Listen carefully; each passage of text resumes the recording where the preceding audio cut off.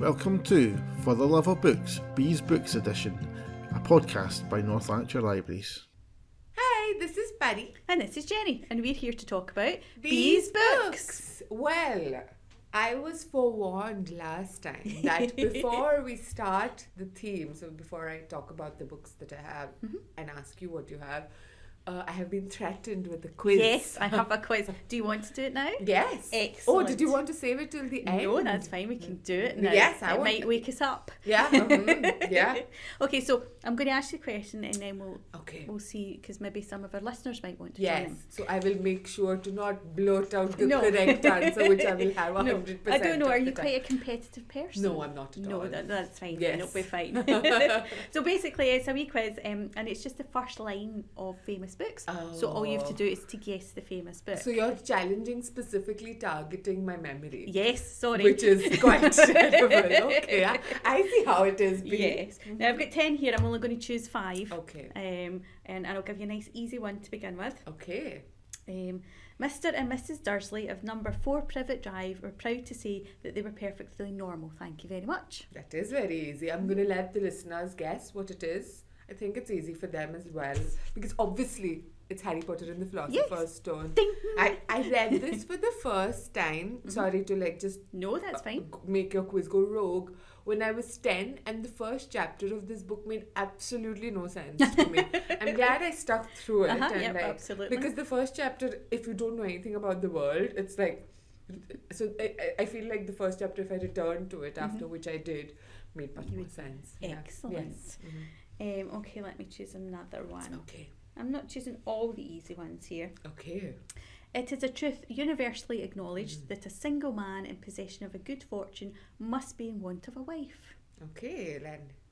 Listeners, I just made like a gesture at the mic, which nobody will see. So listeners, do you know, I think it's Pride and Prejudice. It is. Okay, Yes, great. yes. By Jane Austen. Yeah, indeed, yes.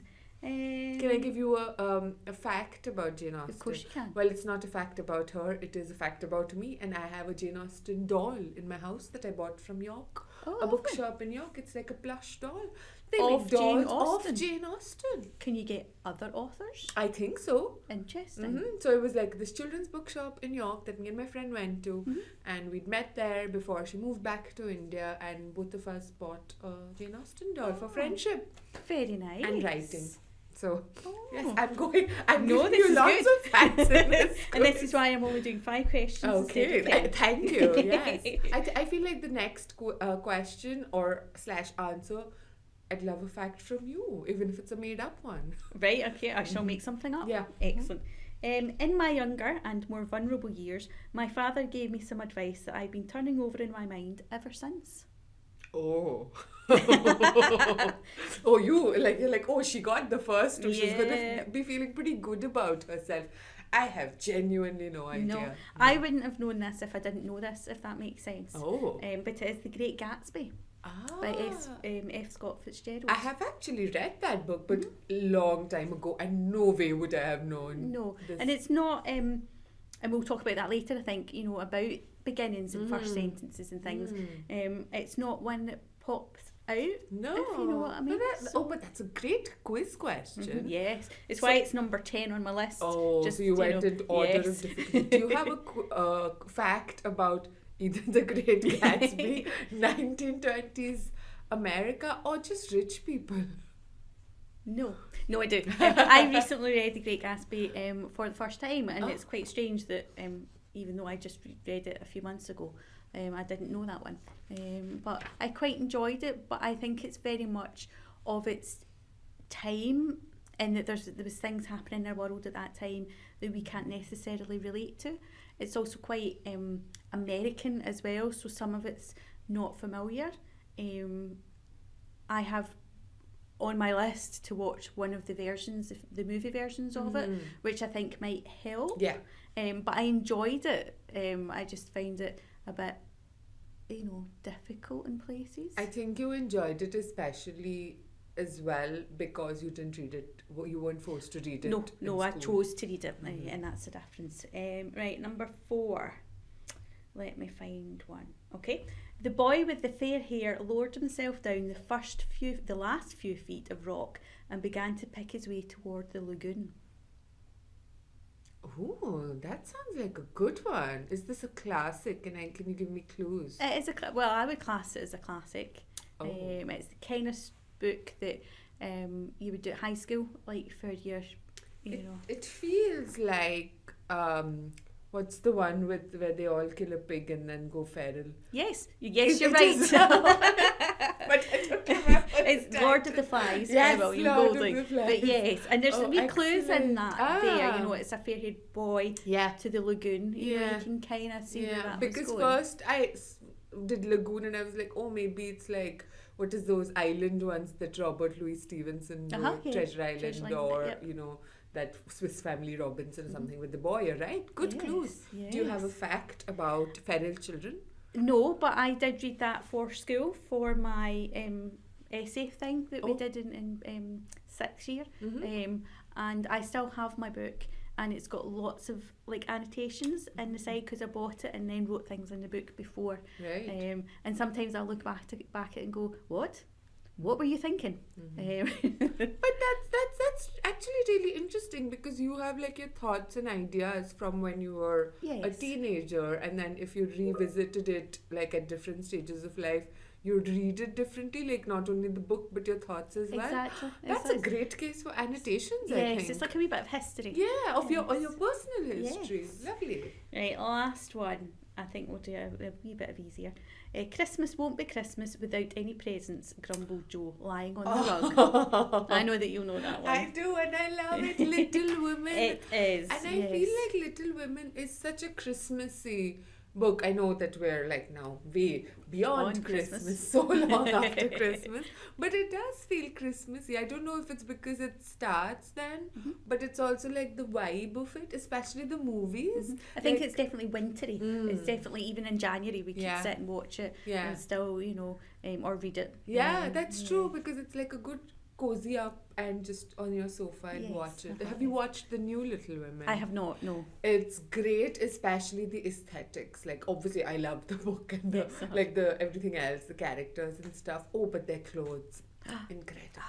And that's, I think, when you do say read Jane Austen and then watch Jane Austen, seeing the actual outfits, which are not always described as such in the book because it was written for them at that time. And they knew what they wore, seeing that kind of a thing, it's nice. Oh, I love it. Yes. Oh, 4 out of 5. Yes, not well bad. done. Thank you. I was not expecting to be great.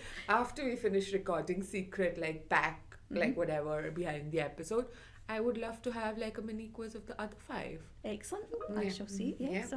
Yes. It's being very chattery today in our workplace teams. Those are the notifications popping off.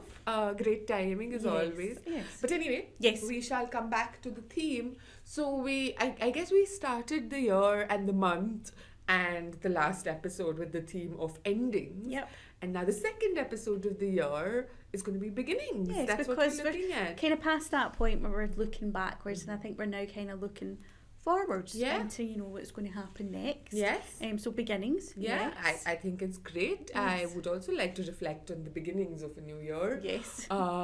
Yes, I will. I will. Yes, let's see your books. So, I have 3 books which you raised an eyebrow at because I promised 1 book, but it actually kind of fits in. So the first book is called The Extremely Inconvenient Adventures of Bronte Metalstone by Jacelyn Moriarty. J. Moriarty. Yep. And this is standalone book, like it's for kids, but it's I love this series so much. So it's the first book in a series, but it's not the first book in a series. So it's a interesting. It's a beginning of sorts. But so the other 2 books that I have, this is the second / first book, I guess. It's called The Slightly Alarming Tale of the Whispering Wars. Ooh. And the third book that I have, that I've just started reading on the train today, is The Stolen Prince of Cloudburst, all by J. Moriarty. So this is like a straightforward beginning, I guess, the first book, Bronte Metalstone. But it's because they're standalone books. I feel like there are different entry points into the series so like it's like beginning it anew with like the different books. So if you read it out of order, it'll still make sense. There aren't really spoilers as such, because the first book is like when we first encounter this world, it's this fantasy world. But the second book is set like 15 years before. And the third book I've just started reading, and I've read it before, but I don't quite remember where it's set in the series. So it's the same world, but not necessarily the same characters. Well, it is also the same characters, but at different points in their life.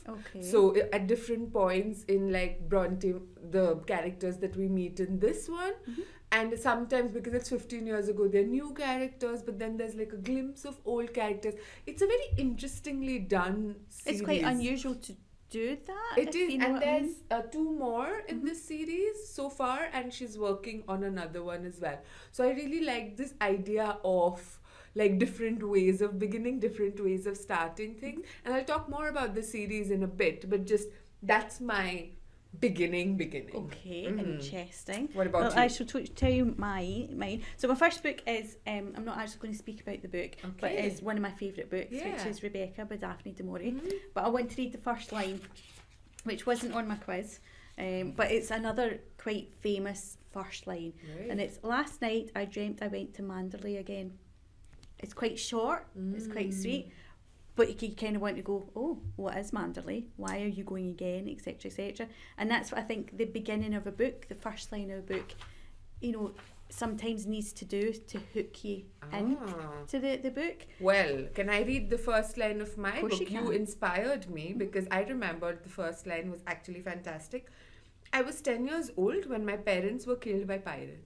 Oh, that is a good beginning, because immediately you want to know, you know, how old is she now, or you don't even know who it is. Pirates, where are we that there's pirates? And very, very matter of fact, like, you know, I was 10, my parents were killed by pirates. I love this reading of the first line. Well done, yes. Which leads me on to the book I want to talk about, which you will go, oh, it's a lovely cover. Oh, and I know of the book, I know of the author. Yeah. So it's called Starling House by Alex E. Harrow. And I've read a few of her books now.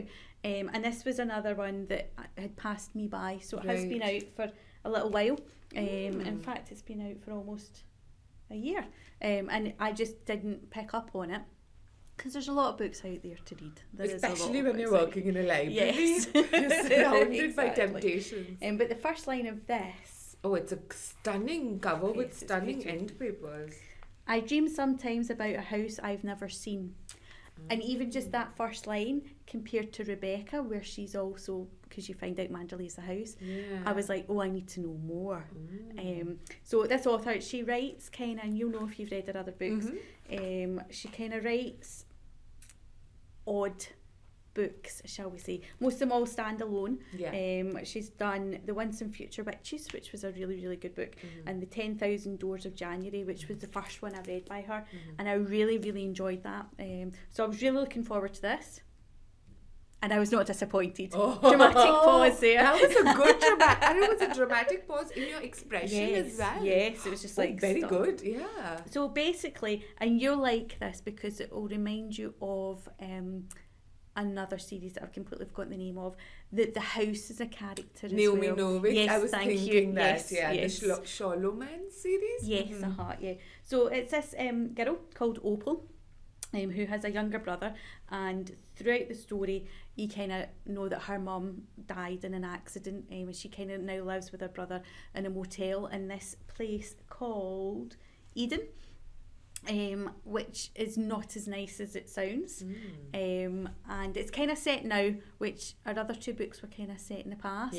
So that kind of, you know, because I never read the blurb before I read the book, it kind of took me by surprise slightly, because I was expecting it to be like a mystical, historical, fantastical world. But it's set now in a place that, you know, is probably based on something that does really exist, and it kind of seems to be like a mining town, and it's got quite a lot of bad luck surrounding it. And then there's this house, kind of set in grounds, and you can't really see it from the road, but our main character Opal is drawn to it for some reason, and every time she walks past, you know, she sees a light on the window, although she can't really see the house properly, she can see this kind of light. And one day she's at the gates and she cuts her hand and there's her blood on the gates, and then the blood kind of disappears into the gates. There's a guy who lives in the house, who I have also forgotten the name of because I am rubbish. I'm going to say Arthur. It's either Arthur or Alfred. Solid names. Yes, yes. Who is the kind of warden of the house at the time. There's also some historicalness to it because our main character, Opal, has a favourite book. And the writer of the book was somebody Starling, and this was her house back in the day. She disappeared or was, but there was some kind of stuff around her marriage and all that kind of stuff that you learn as you're going along, because she kind of does a bit of research and things. There's also like a kind of shadowy baddie type figure who is interested in the house. She makes out it's for the mining landowners because they want to mine under the property, but really it's about what the property is and what the property does. I'm trying not to spoil it too much for anybody, but it was a really, really good book. Even if it wasn't by Alex Harrow and I didn't see the cover, the first line, I would have started reading it because it had that kind of vibe about it. Yeah. But because I knew the author and that, but it was really good and it had a good ending. I know that our last podcast was about endings, and I do like a good ending. Doesn't have to be happy, just a good ending. This also had the right ending for the book, if that makes sense. Yeah, but what you say is, I think, true in a lot of cases at the beginning, which is what is like gripping you into the book. Or it doesn't even necessarily need to be the starting sentence, but even the starting chapter. And like what I said about Harry Potter, that was really a barrier for me because I was 10, first of all. And I used to luckily like reading and like read a lot of books. But I'm sure there would be a lot of people, adult or young, in different kinds of books, if the first chapter is like confusing or off-putting or whatever and not like enough to pique your interest, even if the rest of the book is good. I mean, you had that experience with the Charlemagne series, like the first book of that series, which you ended up loving. Yes, absolutely. But only when you revisited it after sort of like me loving it, and then you being like, oh, maybe, yes. Give it a try, so, exactly.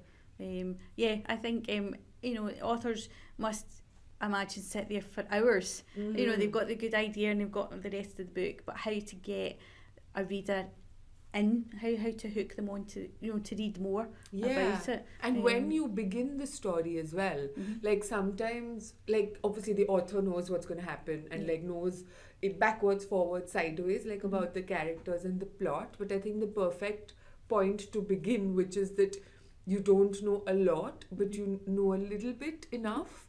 Or like in Gideon, like Tamsin Muir's, or in like Charlemagne's as well, you're just like pushed off the deep end. You know nothing. But then you have to, I think there's a degree of trust. Where if you like trust that the book or the author, like in this case, you like stick around to find out to see if it was worth it. But then a lot of people have that rule of 50 pages. I do that as well. Yeah, because it's enough to get you past the first chapter. Yeah. To see if it's going to go anywhere. If you didn't really like the first wee bit, 50 pages I always think is just enough to go, right, this is going to get better, or no, this is not for me. Yeah. I know, I used to be like, I'm getting a bit better at it now, but still not as good as I would be of abandoning books if they've not like, I'm like, this is not for me. I need to do that more because life is too short and I have too many good books to get to. There are far too many good books out there to do that, and you can always come back to it, like I did with those ones. That it wasn't for you at that time, but you might hear somebody else talk about it, or somebody else might recommend it, or they make it into a movie and you go, oh, actually I quite like the movie, I'm going to read the book. You can come back to it, so you're not necessarily abandoning it. You're just putting it aside. That's true, and you change as a person, right? Like you were saying with your notes going back. Absolutely. Like you read things differently, so a book might be not for that particular time in your life. Yes.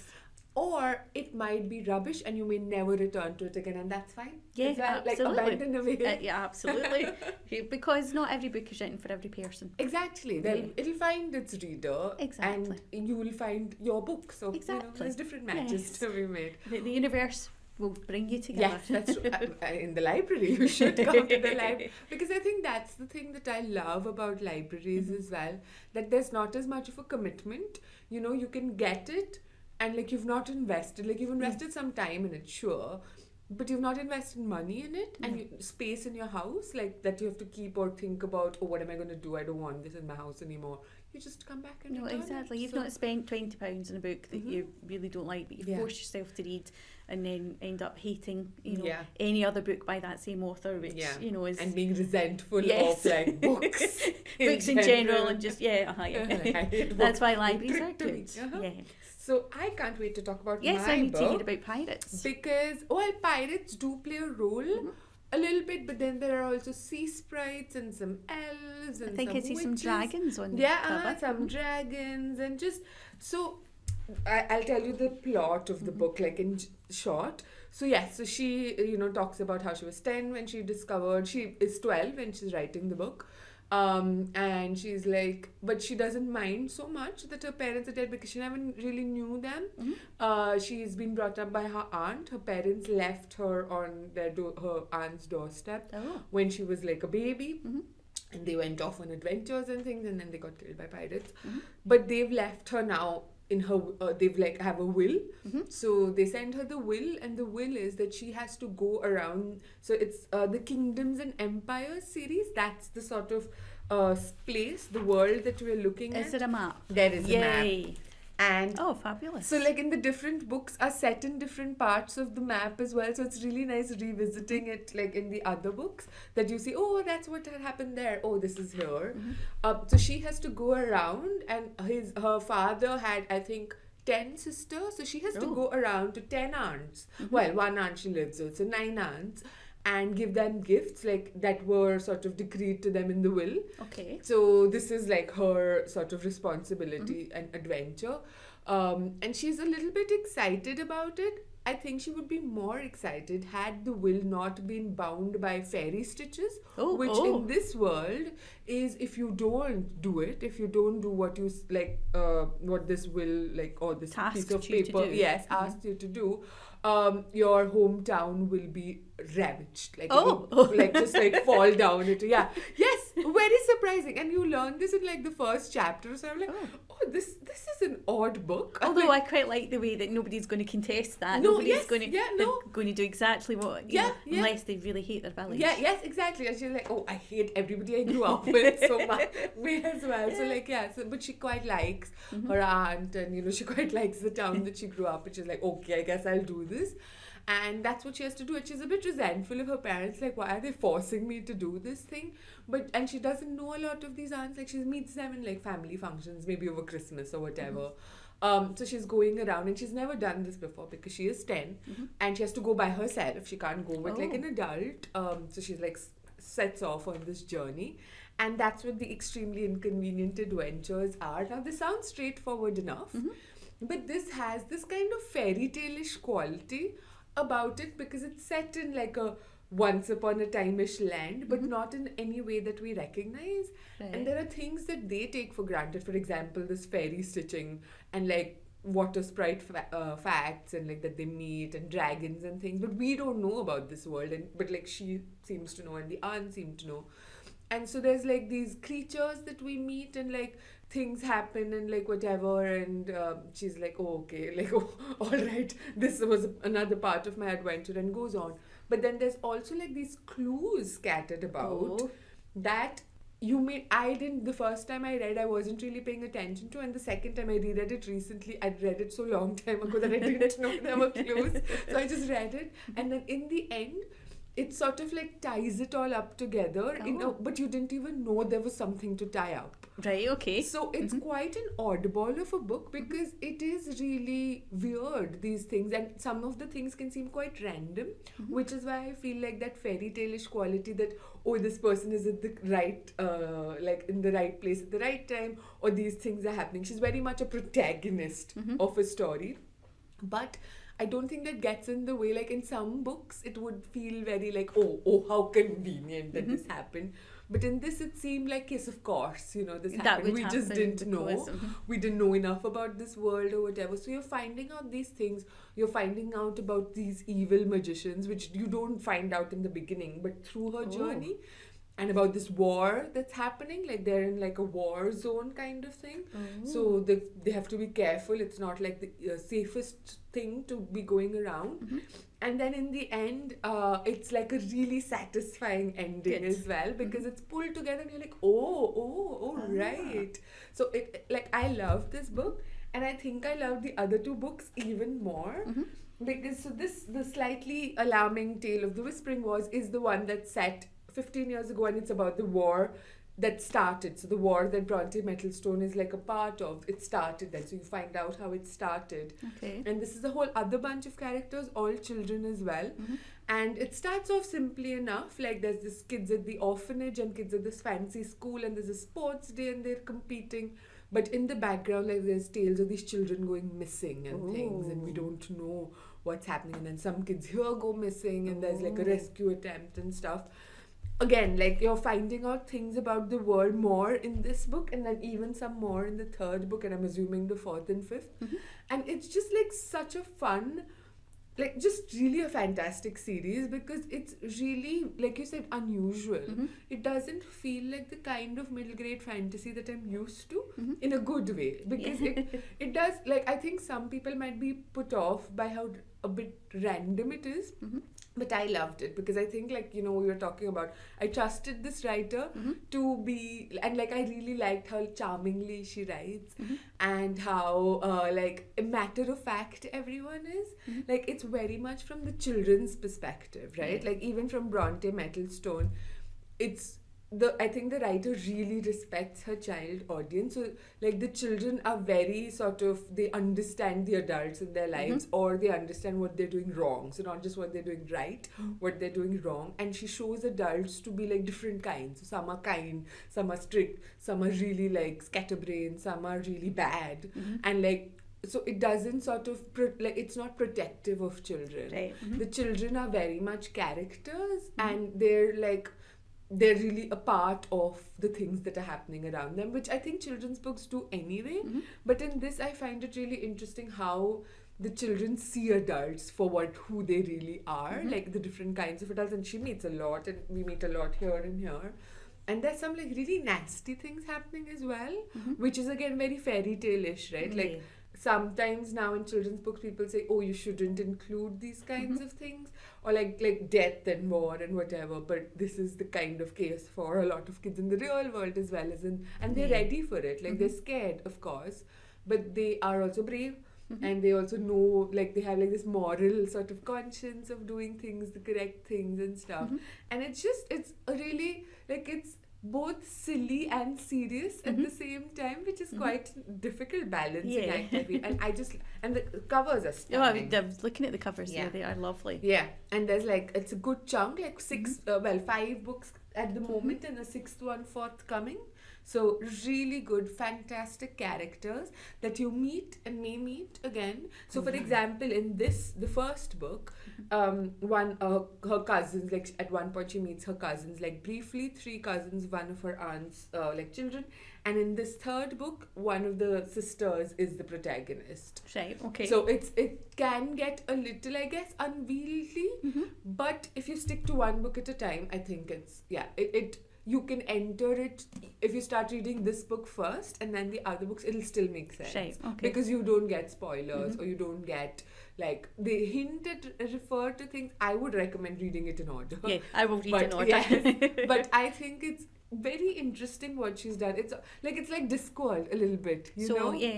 Like you can read it in any order, but there'll be things that are referenced, for example, in the Witches series or the Night Watch series that reference other things, but it doesn't matter if like you are not a completist kind of person. It'll still make sense. There's some people that, for example, read the Discworld books like that. They take all the Rincewind books and read them. Yes. You know, so they kind of out of order, if you yeah, know what I mean, yeah. but it doesn't really Because make the any other difference. characters, that's actually true, because in Discworld, the characters from the other sort of genre, or like the other series, like the witches, will meet, like, you know, like the university yeah, professors yes, and things like that, you know. So so it's a bit like that here as well. So maybe she was inspired actually by Terry Pratchett, but the vibe is like, it's similarly like sort of like silly, but a very different writing style, which I really enjoyed, because she, like, the children are very like matter of fact about like all these weird things that are happening, but they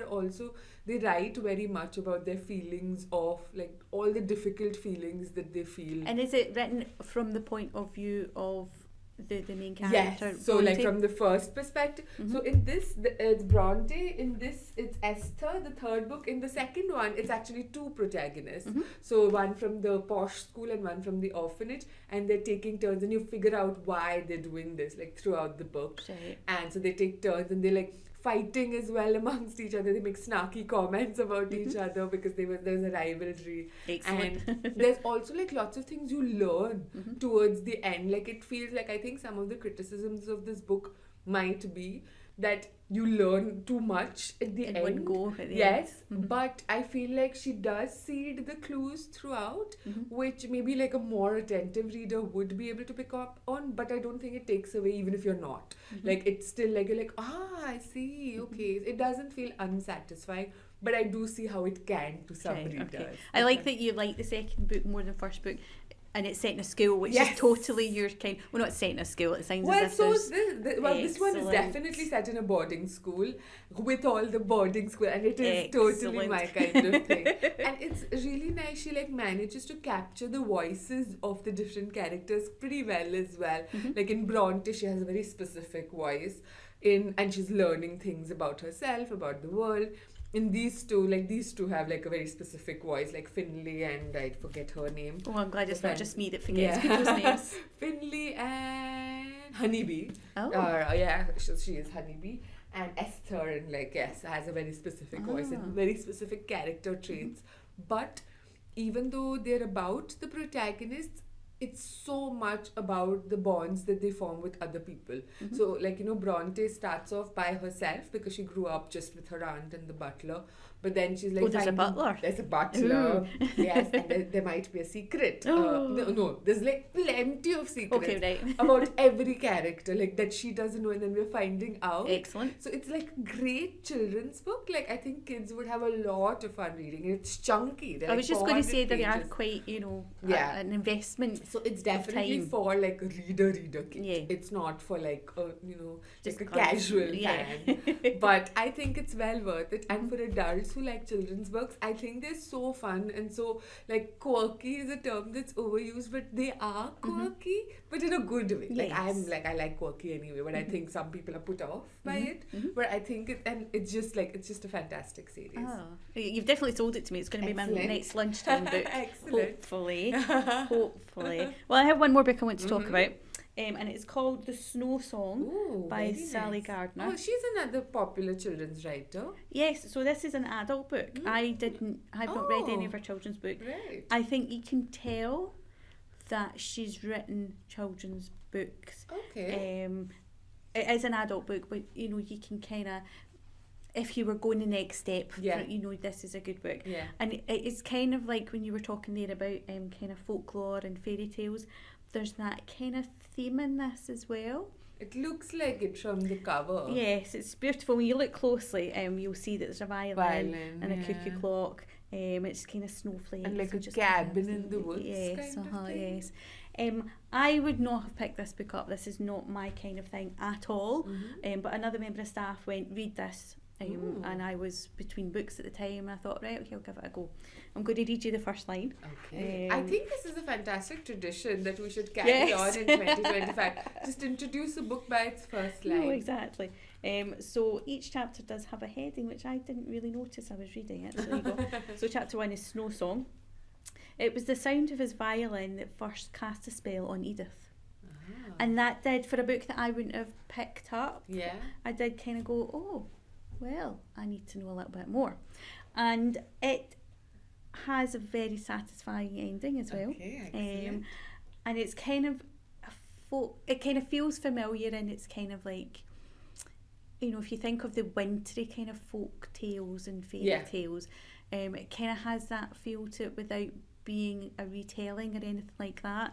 So Edith lives in a village. You're not quite sure when. There are photographs, but there's no phones or anything. So in my head, it's kind of 1900s-ish.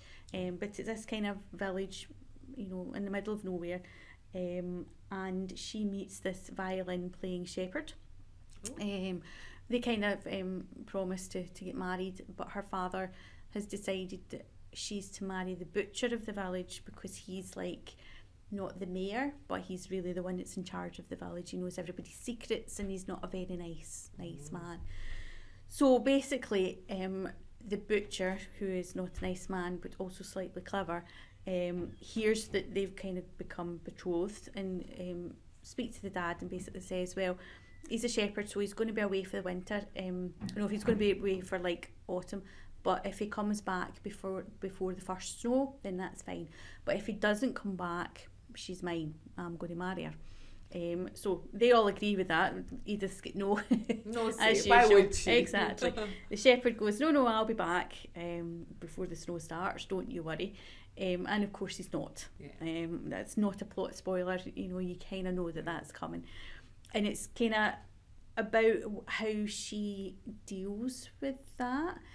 She basically loses her voice. She stops talking. And it is, I would say, I think it does say somewhere on it, it's kind of a enchanting and timeless feminist fable. It is kind of about the women in the village kind of then realising how hard done by they are, but by all these horrible men. And because she doesn't talk, a lot of the women come to her and tell her their secrets. Because they know that she's not going to tell anybody else, and it's quite I'm not going to use the right word here, cathartic, and that they've told somebody, so you know, it kind of relieves them of that burden slightly. It's no burden on her because, you know, she's just there to listen, but they know that it's not going to go any further. But because they've told her, they've changed. They've said something out loud that they've never said before. It's like therapy in the forest. Exactly.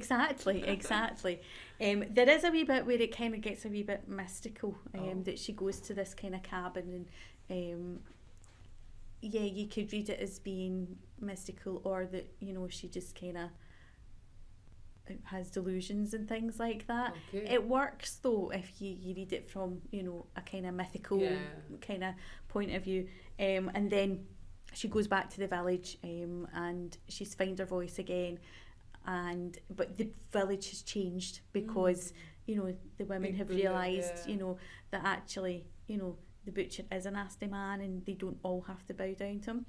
It's also quite interesting because nobody apart from the shepherd in the book of the male variety has a name.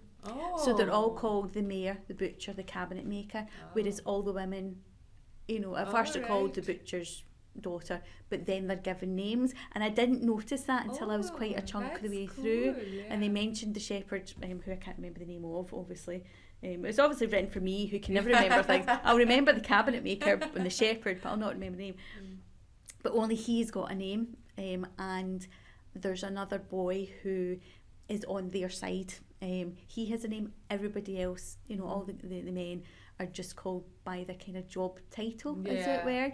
And it's quite interesting. You know, even the characters themselves, they'll say the butcher. They'll never say Bob. You know, it's always the butcher, and even other male characters will call the other male characters by that.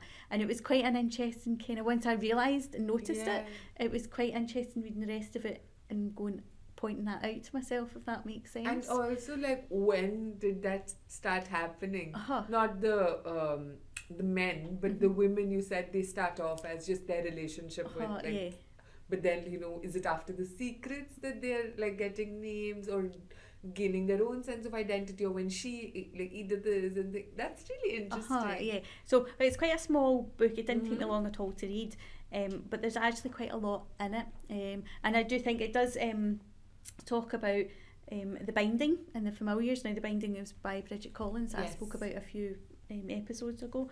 So when I seen that on the front as well, I thought, you know, And I did read the blurb of this one halfway through to kind of get it, but it says a richly spun folk tale of fellowship and insurgents, and it's kind of like, oh, I like that. and it's a wintry read, so now we're in the end of January, you know, it's still cold and miserable. It's that kind of, you know, read, and it's not a love story. It's don't be put off by the fact this shepherd. Oh no, I'm 100% sold that he goes away like whatever. And we do find out what happens, and you know, we do. I have suspicions. Yes, yes. And she lives. She was brought up by her, I think it was grandmother, but you find out a wee bit more about her later on, and you know, about the cabinet maker that raises her. He's a bit of an alcoholic, and you know, he's in debt to this butcher, which is why he's trying to please him and doesn't care about the shepherd and all that kind of stuff. So I quite enjoyed it, and I'm glad somebody did recommend it to me. And as I say, if I wasn't between books at that time, I probably would have went, I'll read it another time, and then just forgot about it.